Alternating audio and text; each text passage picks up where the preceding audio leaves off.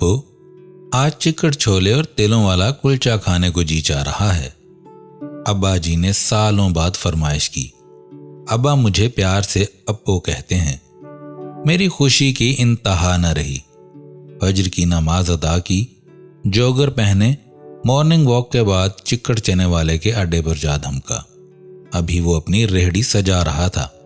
मैंने चने पैक करने को कहा तो वो बोला, बाबूजी इतनी सुबह?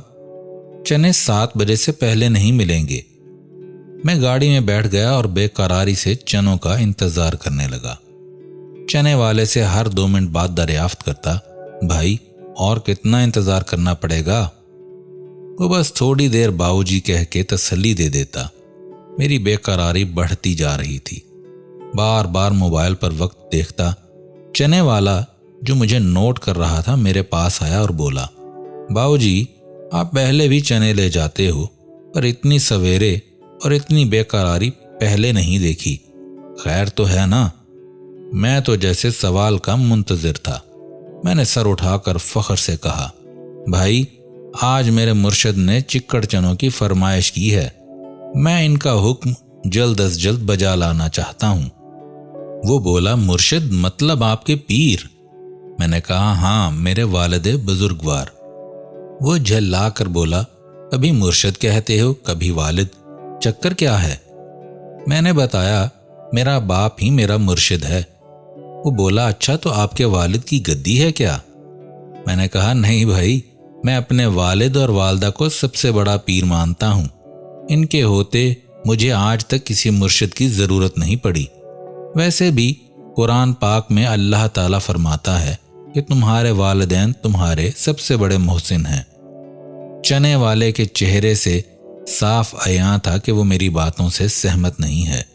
बोला, वो तो ठीक है, पर मुर्शिद मुर्शिद होता है और माँ बाप माँ बाप। मेरे मुर्शिद का नूर महल टंडू मस्ती खान में है और वो फरमाते हैं कि बिना मुर्शिद राह नहीं मिलती। मैंने कहा, बिल्कुल दुरुस्त कहते हैं तुम्हारे मुर्शिद। देखो, मुर्शिद रुश्द से है। मुर्शिद मतलब रास्ता दिखाने वाला, और माँ बाप से अच्छा रास्ता कौन दिखा सकता है? वो लाजवाब हो गया। शायद इसके अंदर हक और बातिल की जंग जारी थी। फिर कुछ तौक़ुफ़ के बाद बोला, बाबूजी अगर किसी का बाप शराबी हो, जानी हो या रिश्वत लेता हो तो क्या इसकी अतात और तकरीम करनी चाहिए?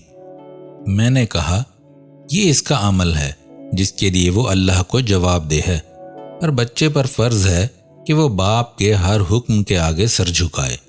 इनकार की सिर्फ एक सूरत है कि बाप शिर्क करने को कहे। चने वाला हैरान रह गया। बोला, मेरा बाप गांव में भट्टी की बनी कच्ची शराब पीता है, गालम गलोच करता है, तो क्या मुझ पर इसकी फर्माबरदारी फर्ज है? मैंने कहा, हाँ, बल्कि फर्ज अव्वलीन है। कुछ देर खामोश रहने के बाद बोला, बाबूजी आप अपने मुर्शिद के लिए चने ले जाने को इतना बेकरार क्यों हो?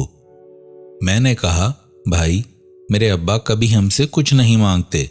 हम 5 भाई अम्मा अब्बा के लब हिलने के मुंतजिर रहते हैं। अभी मेरे 4 भाई सोए पड़े हैं। मुझे डर है कि अगर इनमें से कोई जाग गया और अब्बा ने इससे चिकड़ चने और तिलों वाले कुलचे की फरमाइश कर दी और वो मुझसे पहले अब्बा के लिए चने ले गया तो मेरे हाथ से नेकी का मौका निकल जाएगा। चने वाला हैरत से तकने लगा। बोला, बाबूजी आप ऐसा सोचते हो? मैंने कहा, सोचते नहीं बल्कि हम 5 भाई ताक में रहते हैं कि वालिदैन कोई बात मुंह से निकालें और हम एक दूसरे पर सबकत ले जाएं। हम तो ताड़ में रहते हैं। चने वाले की आंखों से आंसू रवां थे। इसी असना में एक रिक्शा आकर रुका। चने वाले ने रिक्शा में से एक बड़ा पतीला चोबी भाटे में उड़ेला और मुझे चने पैक करके दिए। मैं पैसे अदा करके गाड़ी की तरफ लपका। चने वाला मेरे पीछे भागा। करीब आकर पूछा, बाबूजी अभी बाप को मुर्शिद कैसे मान लूं? मैंने कहा, ना मानो मुर्शिद, पर इसकी फर्मा बरदारी तो करो।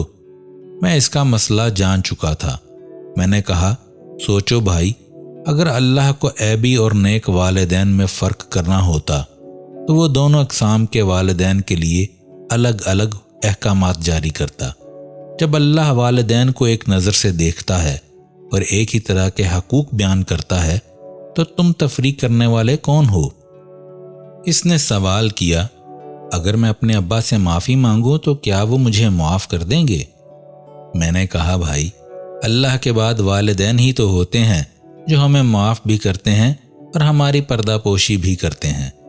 تمہیں زندہ پیر میسر ہیں، جاؤ جا کر اپنی عاقبت سنوار لو اس سے پہلے کہ وقت ہاتھ سے نکل جائے۔ چنے والے نے اپنے ہیلپر کو ریڑھی پر کھڑا کیا اور اپنے پیر کو منانے احمد پور چلا گیا۔ جاتے ہوئے وہ زاروں قطار رو رہا تھا اور مجھے کہہ کر گیا، باؤ جی دعا کرنا میرے پہنچنے تک میرا بوڑھا سلامت رہے۔ میں وہاں سے نکلا۔ راستے میں ایک تنور سے مرشد کے حکم کے مطابق 2 تلوں والے سرخ کلچے لگوائے۔ تیزی سے گاڑی بھگاتا ہوا گھر پہنچا۔ میری بیوی نے جلدی سے ابا کو انسولین لگائی اور چکڑ چنوں کے ساتھ کلچے دیے۔ ابا مزے سے چنے کھا رہے تھے اور ہر لقمے پر دعا دے رہے تھے، ابو اللہ تیری مشق بھری رکھے۔ میں اور میری بیوی دل ہی دل میں آمین کہہ رہے تھے۔ مرشد کو چنے کھلانے اور دعائیں سمیٹنے کے بعد جب میں نے بیوی سے اپنے حصے کے چنے مانگے تو پتہ چلا کہ میرے حصے کے چنے میرے بچے کھا کر اسکول چلے گئے ہیں۔ جانے میں نے کتنی بار ابا کے حصے کے چنے کھائے ہوں گے۔ اللہ پاک ہمیں آسانیاں عطا فرمائے اور آسانیاں تقسیم کرنے کا شرف بخشے، آمین یا رب العالمین۔